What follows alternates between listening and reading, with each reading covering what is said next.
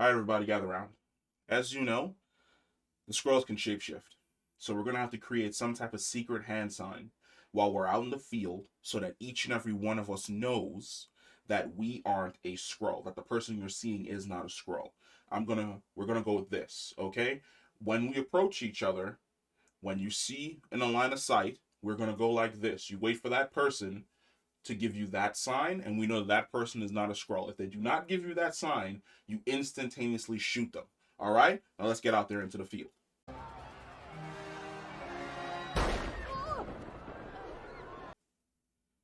Bitch! Uh, yeah. Yeah. Okay. Okay. I uh I was not expecting that ending. Like at all. At all. So you know how typically when you watch something, the deaths can usually tell you who's safe and who's not. Not gonna fake. Thought Kobe Smulders was gonna make it to the end of this series. I really thought that she was gonna make it to like the season finale, and then pop back up in the MCU here or there. Them killing her in the first episode tells me that no one in this series is going to be safe, which means Nick Fury isn't safe, Talos isn't safe, Gaia isn't safe. None of the main players are going to be safe, because I'm not gonna fake. When that Skrull took that jump off that building, I thought Martin Freeman's character had died, and I was like, how is my man dead? Because, for about 5 seconds there, I forgot that the premise of this show is you can't trust anyone. Because essentially, going through the entirety of the MCU, it's like, you wouldn't bring in Martin Freeman for like 15-second cameo and then just instantaneously kill him off. Man took a dive off that he took a dive off that building, and I was like, okay, that's setting a tone. So there's a lot of trauma in this. Talos' wife died. Now, I'm trying to remember the last time we saw her on screen. I believe the last time we saw her on screen was Far From Home. Yeah, Far From Home. Her and Talos were either in Paris or Prague, dealing with the Peter Parker situation, pretending to be Hill and Fury. That was the last time we saw her. Apparently, between then and now, the Skrull rebels have essentially killed her, and her daughter works essentially for their side. I'm kind of hoping that we get something between her daughter and Monica Rambeau, because they were friends, or there was like friendship developing in the Captain Marvel series. I'm hoping we circle back to that in some way, shape, or form. But there's a lot of trauma in this episode from everyone, and it all has to do with Thanos. You have the trauma that Nick Fury is basically dealing with, where after Thanos basically snapped away half of the population, Fury kind of had a come to Jesus moment where he realized no matter what he did, there would always be some major threat that would swoop in and just wipe out everyone. And it kind of broke him. And it kind of made him kind of go, well, what's the point? And he left Earth and its overall defense, went into space, and he just kind of stayed in space. For Talos, he's dealing with the loss of his wife. For Gaia, she's dealing with the loss of more or less promises made by not only Fury, but by Talos and also Captain Marvel. All of these individuals who essentially disappeared and could not be found because of the blip. Now, at the end of the Captain Marvel movie, her and the Skrulls head off into space. At some point in time, the Skrulls end up coming back. But Carol disappears. Where did Carol go? Because she didn't get snapped away by Thanos. We know that because she arrives back on Earth when Fury activates the device, and she's not with the Skrulls anymore. So the assumption would be that Carol took the Skrulls into space, found them someplace for them to live, and then went off. Did something happen to that planet Carol took them to?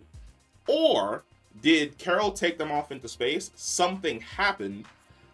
Carol and the Skrulls got separated. The Skrulls returned back to Earth, where they teamed back up with Nick Fury, and Carol was basically just off in space having some type of side quest slash side adventure. Essentially, Captain Marvel fucked up. Like, she fucked up big. And I'm trying to figure out exactly how and how major, and I'm hoping that as we progress through this show, they're going to explain exactly how Captain Marvel failed the Skrulls. Because 1 and 1 ain't making 2 right now. Because, like I said, end of Captain Marvel, her and the Skrulls leave. She comes back when Fury activates the beeper. Thanos had already snapped away half of the universe. She didn't get snapped away because we see her operating with Nick Fury, Okoye, not Nick Fury, Captain America, Okoye, Black Widow, all of them at the Avengers compound, and she's off into space when she had the new buzz cut. There's answers. There's questions. We need questions for this puzzle here, because she failed them in some type of way that we need to circle back to. Now, Nick Fury failing them is kind of sort of interesting. I'm probably going to make a video about Gravik and Nick Fury because I've got a few theories popping off inside my head. It's very interesting that the Skrulls thought that highly of him to the point where they felt betrayed when Nick kind of, I don't know, like I said, the man was having a midlife crisis where, you know, he was just like in a depression and in a slump, and he had kind of just fallen off of his game and he really didn't care anymore, which actually makes that cutscene at the end of Far From Home way much more interesting and funny, with Nick Fury basically just being in retirement on the Saber space station, where he's like in the 3D modeling thing and he's in flip-flops, where he's not taking the situation seriously. That actually shines that back into a new light because the man was going through it and we just didn't know. What is there? There's something else that I wanted to mention that I had seen in the series, but it's not coming to me right now. But I did want to talk about Ben Mendelsohn and Samuel L. Jackson. I think they're doing fantastic. I forgot just how much I love Talos and I love Ben Mendelsohn. He was the best part of the Captain Marvel movie. That him and Nick Fury have like this really, really close and interesting relationship where you see when he's fighting the other Skrull and the other Skrull's like, no, you're a traitor against my people. And Nick Fury's like, you know, I can just shoot him. He's like, no, let me handle it. And he's fighting the Skrull, and then the Skrull gets the one up on him. Fury kills the Skrull, and it's almost like Talos has lost a part of himself that he's trying to find. And I like the fact that you get that from Ben Mendelsohn's character in this series. It's going to be interesting to see the journey he essentially goes on to not only find himself, but also fight to save the soul of his people, because he's already reached his daughter in a sense and kind of pulled her back over to his side, kind of, sorta, by revealing the fact that her mother had passed away and she's working for, like, you know, hey, villains. But it's going to be interesting to see where exactly Talos ends up at the end of the series. I'm really hoping that they don't kill his character, because Ben Mendelsohn's Talos has been a joy. And like I said, he was one of the best parts of the Captain Marvel movie. The problem with a series like Secret Invasion that's basically going to be a spy thriller with action sprinkled in is that a lot of the things you're going to end up talking about are going to be theories. Like, you know, what's Yavik's real plan? What's going on over here? It was dope seeing Rhodey working with the president. Is anybody in the White House a Skrull? Is the president a Skrull? Because I was trying to figure out all when they walked into the room the first time, I was looking at all the people in the line and I was like, which one of you, like, is somebody I'm gonna have to look out for in the future? Now, is Yavik the same person that was in the shadow at the top? Here's the thing. Maybe. So we see someone in the shadows at the top, has the same pop collar, could be him. Then we see him later on. Why tease someone, a man in the shadow, and then instantaneously reveal that man in the shadow?